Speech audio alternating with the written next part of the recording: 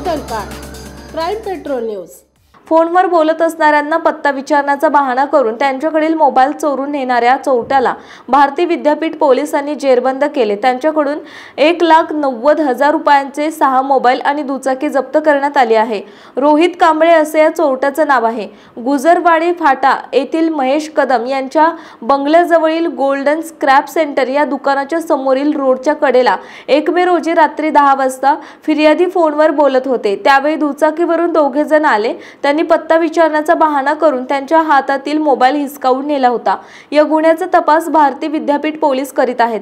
Police अंमलदार Mitesh चोरमोले, अभिनय चौधरी, सागर बोरगे, किरण साबळे यांना हा गुन्हा गुजरवाडी येथील रोहित कांबळे आणि सलमान शेख यांनी केल्याची माहिती मिळाली। त्यानुसार त्यांचा शोध घेऊन पोलिसांनी रोहित कांबळे याला पकडले। चौकशीत त्याच्याकडून 1,00,000 रुपयांची दुचाकी, 90,000 रुपयांचे 6 मोबाईल जप्त केले आहे। जप्त केलेले मोबाईल आणि दुचाकीच्या मालकांचा शोध सुरू आहे।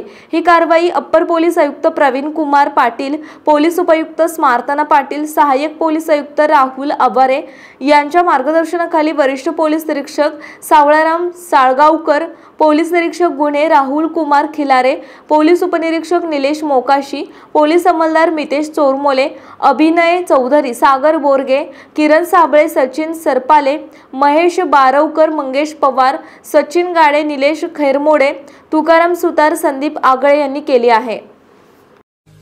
आपल्या परिसरातील महत्त्वाच्या बातम्या पाहण्यासाठी आमच्या क्राईम पेट्रोल न्यूजच्या चॅनलला सबस्क्राईब करा आणि बेल आयकॉन प्रेस करा।